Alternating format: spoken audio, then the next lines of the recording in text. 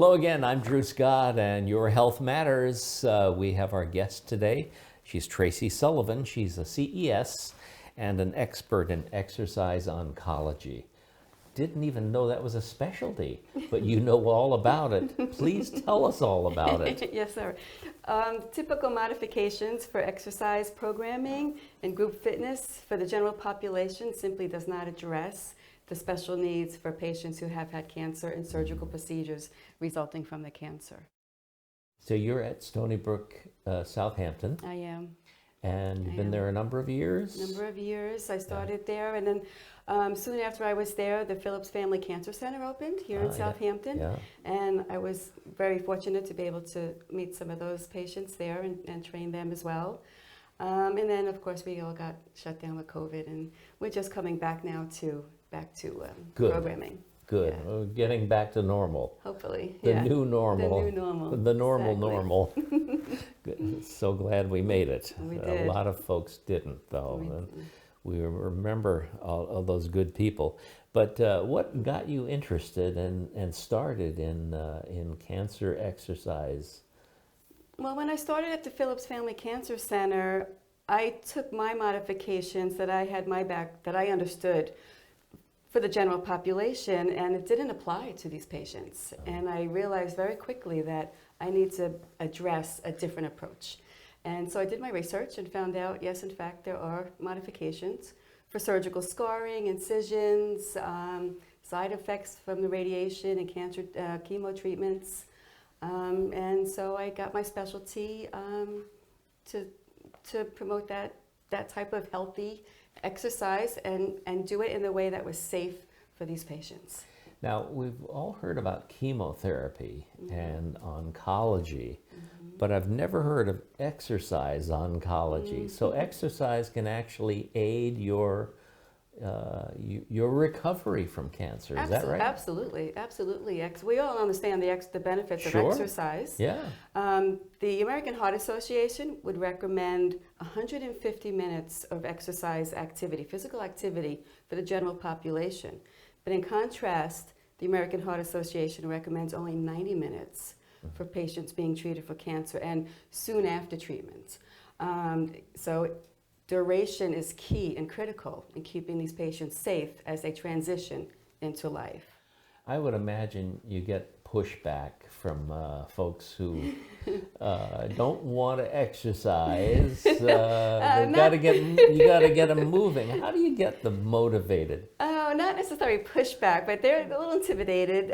Sometimes these folks of a certain generation, and exercise was not something that they did much in their lifetime. And those who are younger and those who were active prior to their diagnosis, they want to come in, ready to go, but they're coming in with a very different body. They're coming in very differently. They have to start with a slow progression just to be sure the body can tolerate the movements and and combine with the treatments. And then we go from there. Now, lymphedema is your area of specialty. What is lymphedema? Well, the lymphatic system works very closely with the immune system.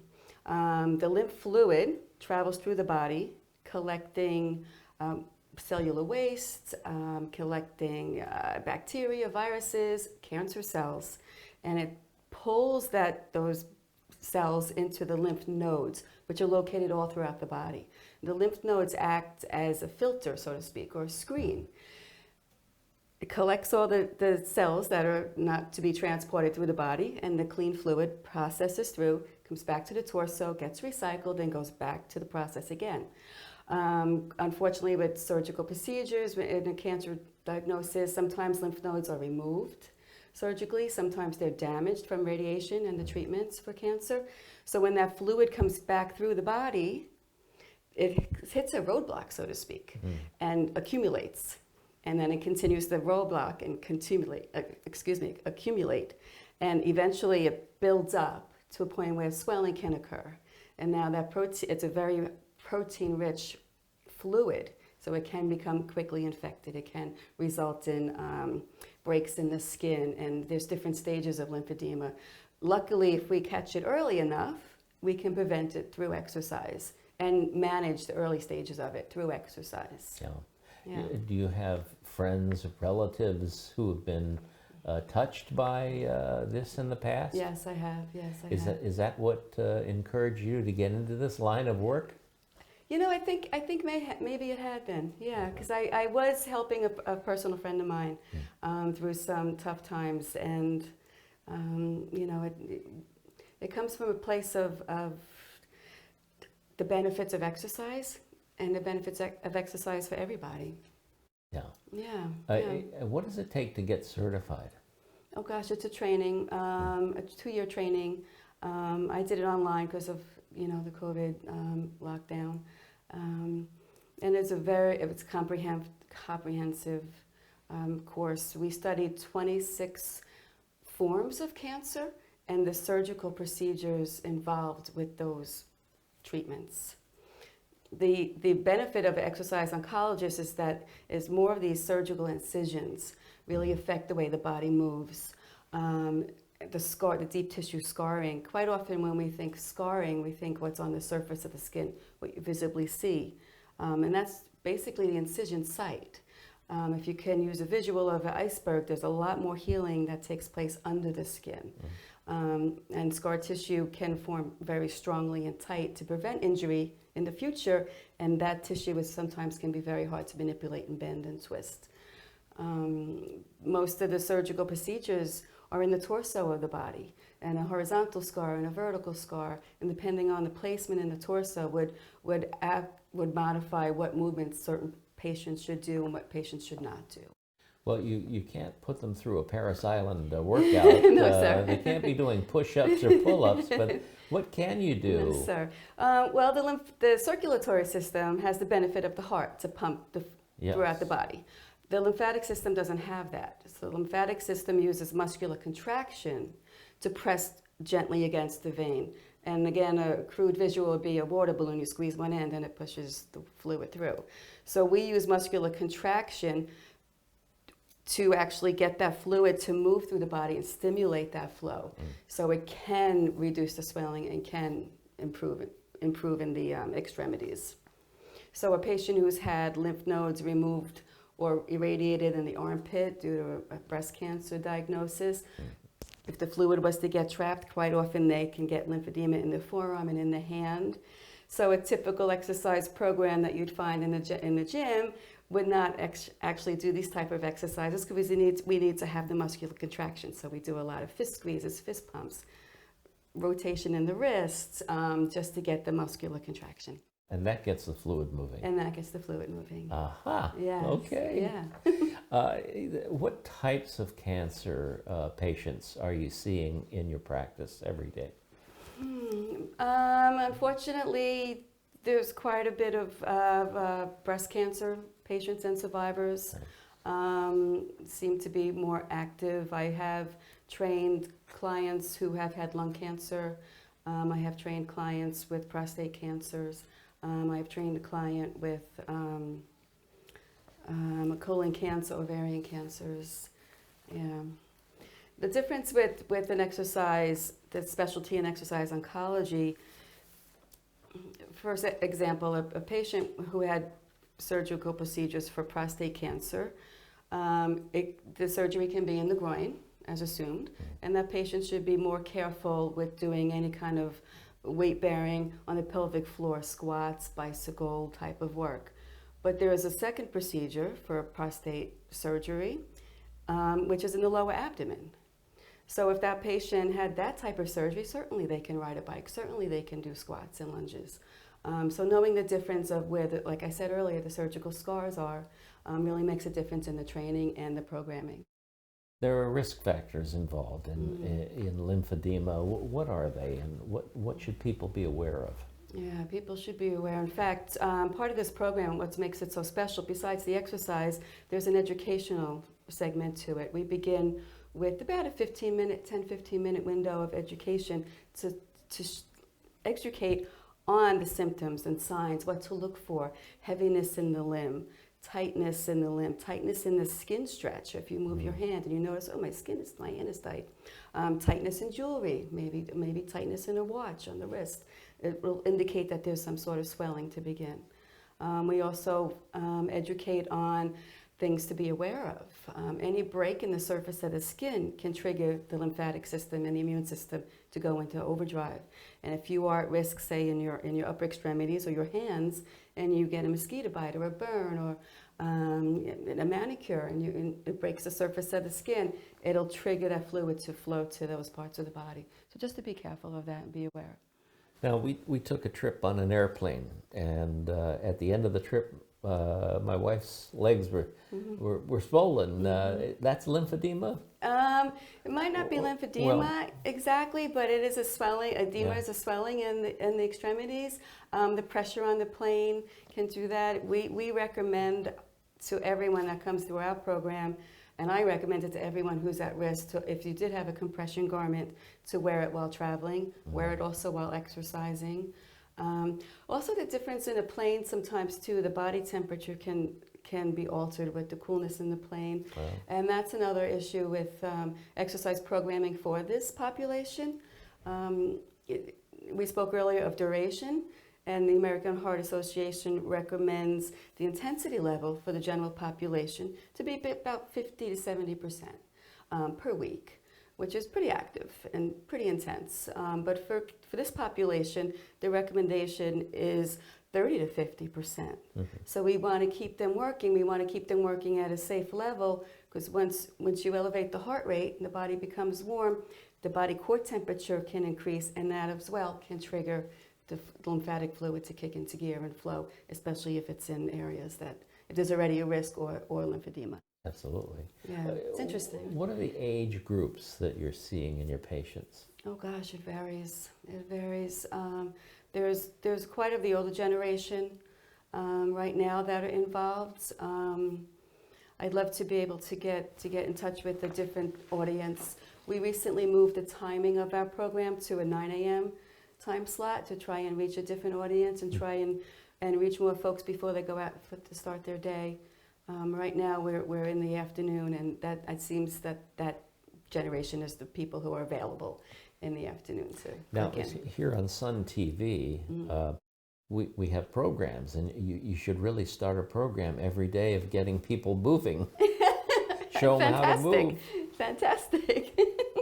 Because the programming is available. But the benefits of exercise also, I mean, our focus with the LEAP program is to move the lymphatic fluid, but exercise in general can improve strength, can improve balance, flexibility. At any age? At any age, absolutely. The deep tissue scarring, quite often, like the ladies right now that are in the program, they have a lot of surgical procedures across the chest, mastectomies, and that tightness tends to round the shoulders and brings the posture this way and overstretches and that's not good. the back. No, it's not. And those patients should be more aware of strengthening in a concentric phase of muscle contraction, which is a shortening of the muscle. Those patients have to stretch and open the chest and strengthen the opposing muscle groups on the back. And then they get good posture. And then once they can attain that, then they're ready to move on to more intense work and exercises to the program. You have to be a motivator, though, I would imagine. You have to be a motivator, yeah. Do you yell? I don't like to think I yell. There's different types of ways I like to reach the folks in the room, and you kind of tend to understand the personalities. When we were in live format classes, there's folks who come right up front and center. I mean, and they want to be seen, they want to be addressed. And then there's somebody who likes to stay in the back in the corner, and you have to respect that and make sure they're safe and keep an eye on them. But clearly the person in the front is the person who will get some of the attention. Now, when you conduct a class, how many would participate normally? Oh gosh, I've had as many as a dozen in Really? one room. Yeah. Do you do one-on-one also? I do. I do one-on-one. I do private training outside of the hospital as well. What determines whether it's going to be a large group or just one-on-one? Depending on the cancer? No, not necessarily. Depending on registration, basically. Yeah. Just who commits and who locks into the class. Now, someone viewing this program today, how can they get in touch with you? Oh, they can reach myself or the program through the Wellness Center at the hospital, Southampton Hospital. Okay. And just They email, can email, telephone? yeah, they can phone call, they can email, they can register online. And at the moment, they're all through Zoom, video conferencing. Right. So they can do it in the comfort of their own home. It's a great way for those folks who have been really separated and with what the last year or so isolated. It's a great way for them to baby steps to come back into society and to. There's quite a bit of chatting happening before we start the program, and they're developing relationships and becoming friendly. Well, they have to feel comfortable with you. It's fantastic. Yeah. Now, folks who are feeling pain and discomfort, how do you address that? Well, it's interesting you asked, because just this morning a woman had said she had tingling sensation in her fingers from the movements we did. I cannot diagnose or prescribe, so I of course told her to reach out to her medical professional. She just, her medical conditions were resulted in that. Quite often also, you can just simply sit it out, skip a rep or two, take a moment, take a longer break. Sometimes the level of fitness can present itself as the time you need to recover from activity. So her body was clearly speaking to her, saying, okay, this is where we want to stop. Just so take it a little easier. I advised her to stop. Yeah. Exactly, yeah. How about folks who might have excess weight or maybe obesity? What do you recommend with them? Physical activity. Physical activity will help. Besides all the side effects from the body composition, you can have a lot of comorbid diseases that come along with that. What I find mostly with patients or those in my class who are overweight, I would recommend something seated for them, less impact for the joints, less impact in the hips, just to get them moving and get them active, and then eventually they come to a stand and participate. And they, I love when they come to me after maybe a few weeks or a few months, and they have that aha moments. Someone recently said to me that she was so afraid of falling that when she would climb her stairs in her house, she went up sideways and she held the railing. And then the other day, she just randomly climbed the stairs, and her son said to her, Mom, look at you climb those stairs. And she said to me, I need you to know it's from what we do together.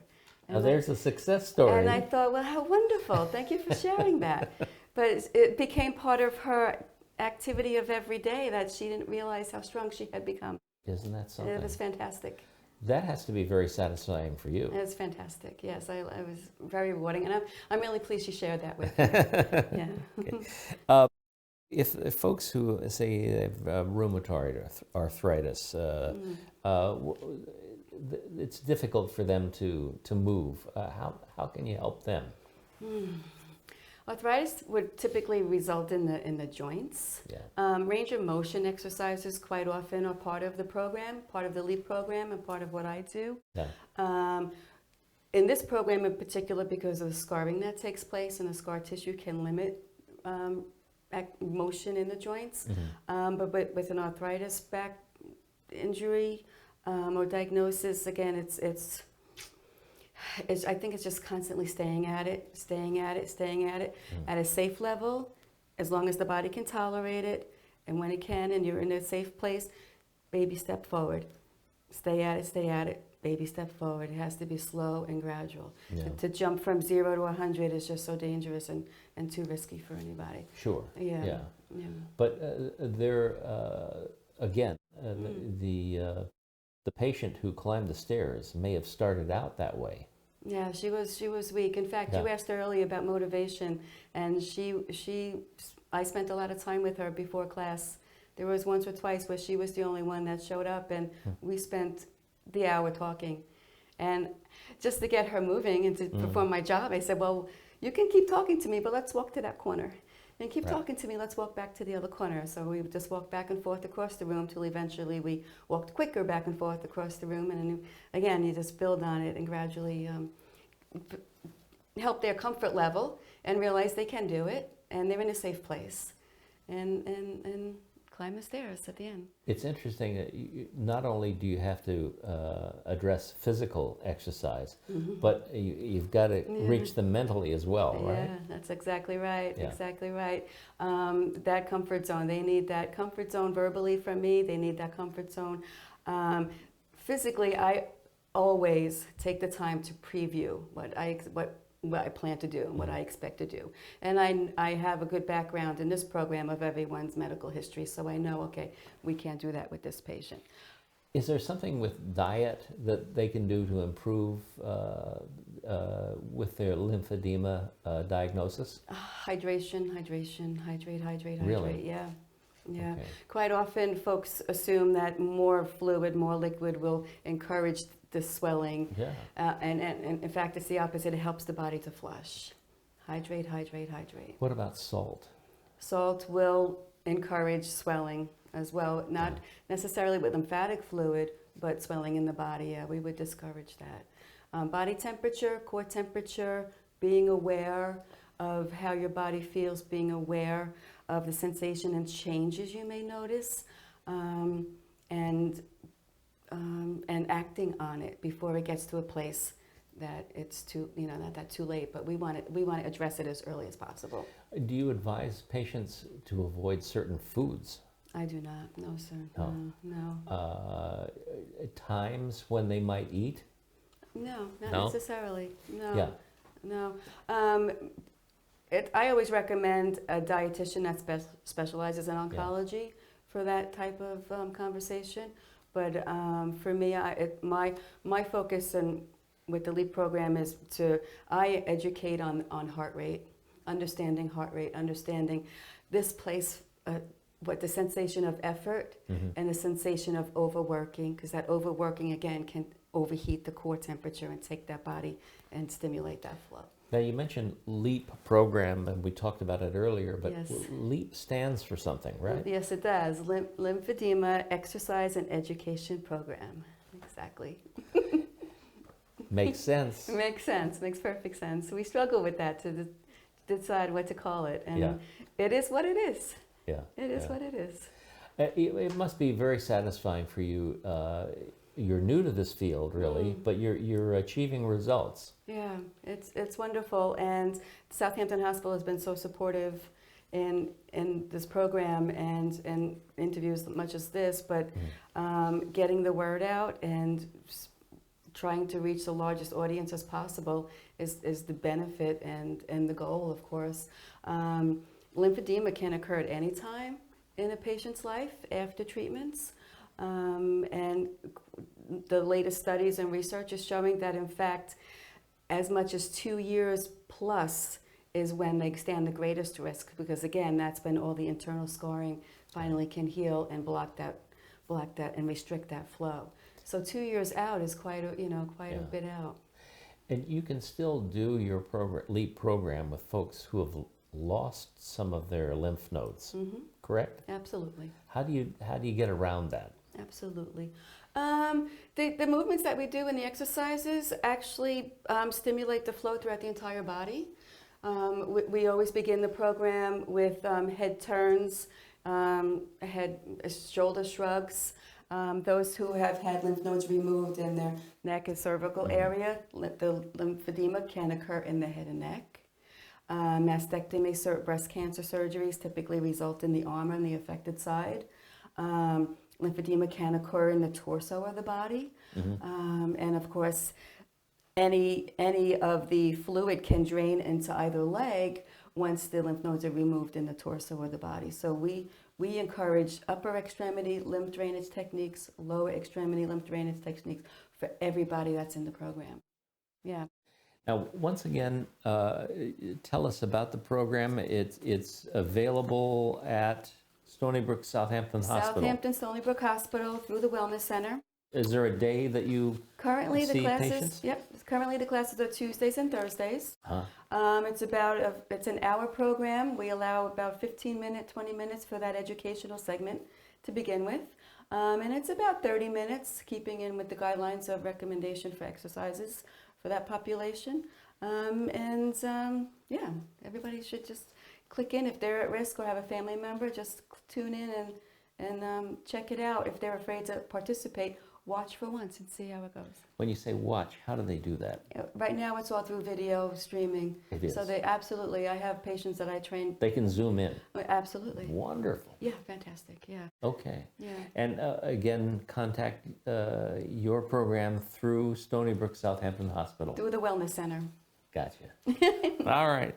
Tracy Sullivan, thank you so much for joining us. You're very She's a CES certified exercise and oncology. And we're so glad you joined us today to explain lymphedema. Thank you, sir. How serious it is. Yeah, it's true. Appreciate it very much. I'm Drew Scott. Thank you for joining us today on Your Health Matters. And we'll have more information coming right up, so be sure to stay with us right here on Sun 20 TV. Funding for Your Health Matters provided by Stony Brook Southampton Hospital. As part of the Stony Brook Medicine Healthcare System, Stony Brook Southampton Hospital is committed to providing world-class, academic-based medical care to our entire East End community.